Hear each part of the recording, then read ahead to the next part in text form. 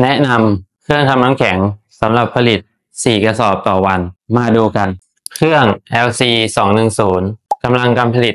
80กิโลต่อวันหรือเทียบเท่าน้ำแข็ง4กระสอบขนาดตัวเครื่องกว้างคูณยาวคูณสูง67คูณ68คูณ83.5เซนติเมตรมีหน้าจอ LCD แบบทัชสกรีนสามารถตั้งเวลาการผลิตและปรับความหนาบางของน้ำแข็งได้น้ำแข็งแบบฟูลคิ้วขนาด22คูณ22คูณ22ช่วยคงรสชาติของเครื่องดื่มได้ดีร้านไหนใช้แก้ว16ออนซ์สามารถใช้ได้160ถึง200แก้วส่วนแก้ว22ออนซ์สามารถใช้ได้100แก้วถึง120แก้ว